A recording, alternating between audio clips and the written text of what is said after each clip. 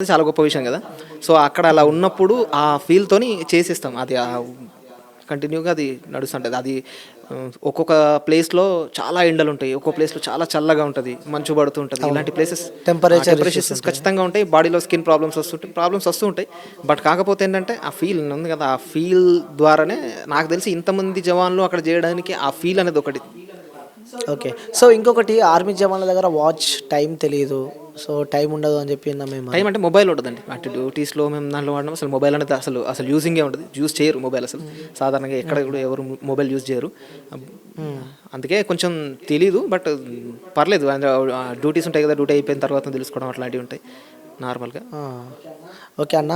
మీ personal life ఇప్పటిదాకా చెప్పారు. అంటే అమ్మాయి వచ్చిన తర్వాత లైఫ్‌లో మార్పులొచ్చాయని చెప్పి. జాబ్ వచ్చినాక అమ్మాయిని పెళ్లి చేసుకున్నారా? లేకపోతే జాబ్ రాకముందు అమ్మాయిని రాకముందే పెళ్లి ఇచ్చారు. నేను అదే చేసుకున్నారా? చెప్తున్నా కదా, నాలుగో పిల్లర్ మా మా అత్తమ్మ అని. ఎందుకంటే తను అసలు నమ్మిర్రనమాట. వాళ్ళు నమ్మి వీనికి ఇచ్చినా పర్లేదు, ఒక అమ్మాయిని వీడి చేతిలో, మా అమ్మాయిని వీడి చేతిలో పెడితే బాగా చూసుకుంటాడన్న నమ్మకంతో వాళ్ళు ఇవ్వడం జరిగింది. సో నేను దానికి ప్రౌడ్‌గా ఫీల్ అవుతున్నాను. వాళ్ళు ఇచ్చి మ్యారేజ్ చేశారు. చేసిన తర్వాత వితిన్ 6 మంత్స్‌లో నేను జాబ్‌కి ఎక్కేసాను. అంతే. వావ్! ఓకే. సో, అంటే ఆర్మీ జవాన్ టైం ఉండదు. సో, ఇంట్లో వాళ్ళకి టైం కేటాయించలేరు. కానీ చాలామంది చూస్తూ ఉన్నాం నేటి సమాజంలో ఆర్మీ వాళ్ళని చేసుకోవాలంటే అమ్మాయిని ఇస్తలేరు. లైక్ అంటే వాళ్ళు వదిలిపెట్టి వెళ్ళిపోతారు. అమ్మాయి ఇక్కడ ఎలా ఉంటదని చెప్పి కూడా ఏ క్షణంలో ఏం జరుగుతదని కూడా కొంచెం భయం ఉంటది ఆర్మీ వాళ్ళకి ఇయ్యాలంటే. సో, అయినా మీ వైఫ్ గానీ మీ ఫ్యామిలీ దగ్గర నుంచి ప్రెషర్స్ రాలే వద్దు అని చెప్పి అలాంటివేమన్నా? అంటే వైఫ్ సపోర్ట్ చేసింది. యాక్చువల్లీ తనకు చాలా ఇష్టం. వెళ్తా అంటే సపోర్ట్ తనే చేసిందా? సపోర్ట్ చేసింది. తనకు చాలా ఇష్టం అనమాట. ఆర్మీ అంటే ప్యాషన్ తనకి. నా హస్బెండ్ అక్కడ ఉండాలని తను చాలా మందికి చాలా గొప్పగా చెప్పుకుంటది. మా ఆయన అక్కడ దూరంగా ఉంటున్నాడని ఎవరైనా సరే తను చాలా స్ట్రాంగ్‌గా చెప్తది. దూరంగా ఉంటున్నారు, అలాంటోళ్ళు అక్కడ ఉంటున్నారు కాబట్టి మనం ఇక్కడ ఉంటున్నామని చాలా స్ట్రాంగ్‌గా చెప్తది. సో తనకి ఇష్టం. ఆ ఇష్టంతోనే నేను ఇప్పుడు అక్కడ ఉన్నాను. అర్థం చేసుకుంటది తను. మా ఆయన అక్కడ ఉన్నాడు. నాకు నార్మల్‌గా అయితే ఏదో వర్క్ కోసమో ఏదో నన్ను వదిలిపెట్టి లేడు కదా, దేశం కోసం అక్కడ ఉన్నాడు. సో ఆమె చాలా ప్రౌడ్‌గా ఫీల్ అవుతది అక్కడ నేను డ్యూటీ చేసినందుకు. ఓకే. అక్కడ ఉంటారు కాబట్టి పండగలకి ఏదైనా ఫెస్టివల్స్‌కి, ఈవెంట్స్‌కి ఆఖరికి మన ఇంట్లో వాళ్ళ ఫంక్షన్ కూడా కొన్ని సావులకు కూడా అటెండ్ కాలేకపోతాం. అలాంటి సందర్భాలు ఎప్పుడైనా మీ ఖచ్చితంగా నేను లైఫ్‌లో? మాకు రీసెంట్‌గా నాకు ఇలాంటిది ఒక ప్రాబ్లమ్ ఫేస్ చేశాను. ఫ్యామిలీ మెంబర్ చనిపోయారు. అప్పుడు నేను రావాలనుకుంటే ఆ టైంలో అసలు రాలేను. ఎందుకంటే అక్కడ చూస్తే అదే టైంలో అక్కడ నుండి మనకు పంపియడానికి అసలు ఛాన్స్ లేదు. ఎందుకంటే అన్ని సందర్భాల్లో పంపరనమాట. ఆడ సిచ్యువేషన్ ఎట్లుంటదంటే డిపెండ్ ఆన్ ఆఫీసర్స్ పైన ఉంటది. వాళ్ళు ఆ టైంలో పంపించలేదు. సో నేను రాలేకపోయినా అది చాలా బాధేస్తది. కానీ తప్పదు. ఎందుకంటే మనం ఒక మంచి జాబ్‌లో ఉన్నాం కాబట్టి ఖచ్చితంగా ఇవన్నిటికి సాక్రిఫైస్ కావాలి. తప్పదు. దగ్గరుండి చూసుకోలేమని చెప్పి బాధ అనిపించిన సందర్భాలు ఎప్పుడైనా ఉన్నాయా? మీరు అక్కడ ఉన్నప్పుడు ఆన్ డ్యూటీలో ఉన్నప్పుడు గాని, గుర్తొచ్చిన సందర్భాలు ఎప్పుడైనా మీకు? ఉంటది. ఖచ్చితంగా ఉంటది. అంటే అందరికీ దూరంగా ఉంటున్నామే. లవ్ మ్యారేజ్ చేసుకొని అమ్మాయికి దూరంగా ఉంటున్నాం. ఫ్యామిలీకి నాన్న లేడు, అమ్మని చూసుకోవాలి, దూరంగా ఉంటున్నాం. సిస్టర్‌ని చూసుకోలేము. మన ఫ్యామిలీని ఎవరిని చూసుకోలేము. ఫ్రెండ్స్ వీళ్ళన్నిటికీ అప్పుడప్పుడు అన్నీ చూస్తున్నప్పుడు బాధేస్తుంటది. అన్నీ చూస్తున్నప్పుడు బాధేస్తుంటది. అరే అందరికీ దూరంగా ఉంటున్నామేమో అని. బట్ కాకపోతే ఏంటంటే ఇక మనలాంటి వాళ్ళు అక్కడ ఉండాలి ఖచ్చితంగా. నేను కాకపోతే నా ప్లేస్‌లో ఇంకొకరైనా సరే ఖచ్చితంగా ఉండాల్సిందే. ఉంటేనే ఇక్కడ మనం అందరం సేఫ్‌గా ఉండగలుగుతాం. ఇదొక్కటి దృష్టిలో పెట్టుకొని ఉండాల్సిందే ఇంకా తప్పదు. హ్మ్. ఎలా ఉంటదన్న అక్కడ ఆర్మీలో? ఎందుకంటే డిఫరెంట్ ప్లేసెస్ నుంచి డిఫరెంట్ వ్యక్తులు వస్తూ ఉంటారు. ఒక దగ్గర కలుస్తూ ఉంటారు. అక్కడ ఎలా ఉంటది మీ లైఫ్ జర్నీ అక్కడ చాలా ఆర్మీలో? బాగుంటుంది. ఇప్పుడు మనం ఇక్కడ ఇప్పుడు నార్మల్‌గా ఇక్కడ ఒకటే లాంగ్వేజ్ ఉంటది. అక్కడ ఒక్కొక్క లాంగ్వేజ్ ఒక్కొక్క స్టేట్ నుండి ఒక్కొక్కరు వస్తూ ఉంటారు. వాళ్ళందరూ ఫ్రెండ్స్ అయితూ ఉంటే వాళ్ళు మాట్లాడే విధానం, వాళ్ళ రిసీవ్‌నెస్ అందరూ ప్రేమగా ఉంటారు. ప్రేమాప్యాయలతో తినకపోతే వాళ్ళొచ్చి మనకు పెట్టడమో, లేకపోతే మనకి ఏదైనా హెల్త్ ప్రాబ్లమ్ వస్తే వాళ్ళు చూసుకోవడం అంటే వాళ్ళే అప్పుడు మనకి ఫ్యామిలీ మెంబర్స్ అక్కడ. అన్నీ సో అవును. అందరూ బాగుంటారు. అందరూ కలిసిమెలిసి ఉంటారు కాబట్టే చాలా బాగుంటది అక్కడ.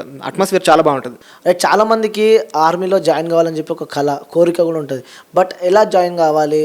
ఏంటి అనేది కూడా తెలీదు చాలా మందికి. సో ఎక్కడికెళ్ళాలి? ఎలా ట్రైన్ కావాలి అని చెప్పి కొంతమంది ఫినాన్షియల్‌గా ఫిట్ ఉంటారు. కొంతమంది అన్‌ఫిట్ ఉంటారు కాబట్టి. సో ఆర్మీలకు పర్సన్ రావాలి అంటే ఎలాంటి క్వాలిటీస్ ఉండాలి? ఎలా జాయిన్ కావాలి? ఎలా ప్రిపేర్ కావాలి వాళ్ళు? యాక్చువల్‌గా ఇప్పుడు ఎలా రావాలి అని అంటే ఇండియన్ ఆర్మీది అఫీషియల్ వెబ్‌సైట్ ఉంటది ఒకటి. దాంట్లో నోటిఫికేషన్ రిలీజ్ చేస్తూ ఉంటారు.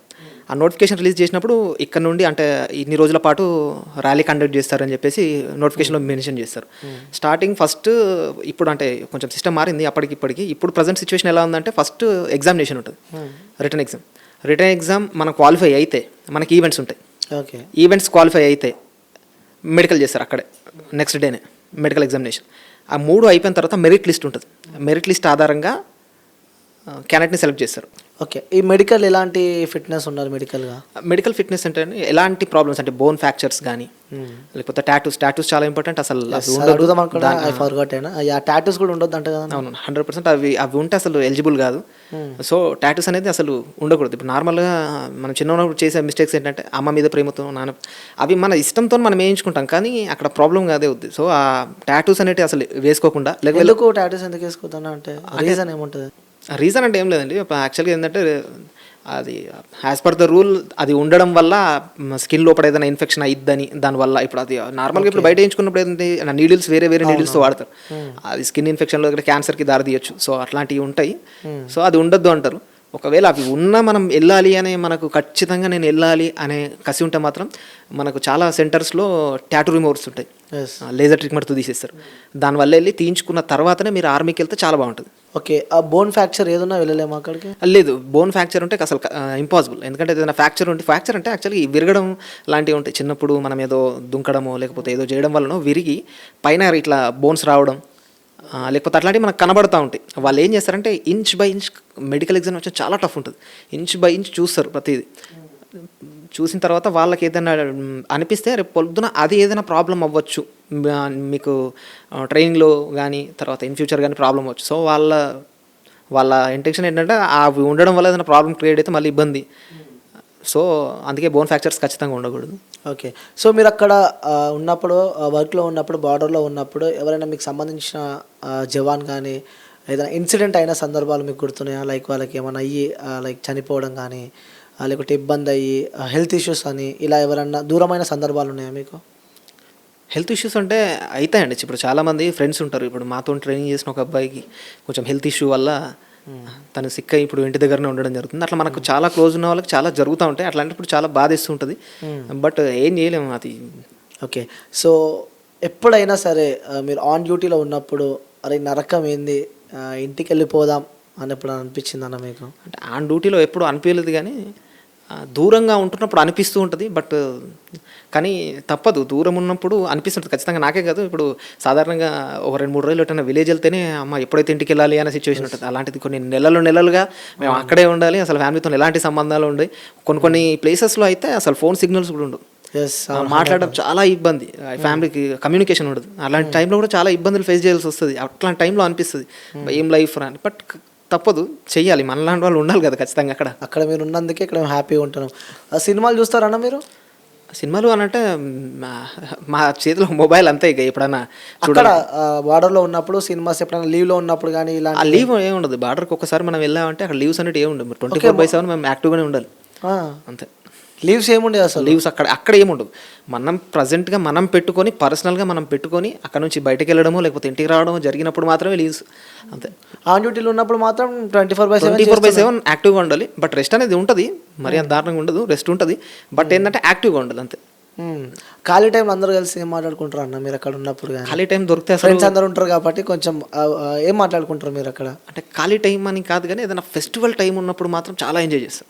అంటే ఫెస్టివల్స్ ఉంటారు. ఫెస్టివల్స్ చాలా, ఇప్పుడు హోలీ ఉంటుంది. హోలీ కానీ దివాళీ కానీ చాలా పెద్ద పండుగలు నార్త్లో. అక్కడ అవి జరిగినప్పుడు మాత్రం ప్రతి ఒక్కటి, ఇప్పుడు వాళ్ళది ఉంటుంది. ఇప్పుడు కేరళ వాళ్ళకి ఓనం అనేది ఓ ఫెస్టివల్ ఉంటుంది. కేరళ వాళ్ళు ఉన్నప్పుడు వాళ్ళు చాలా మంచి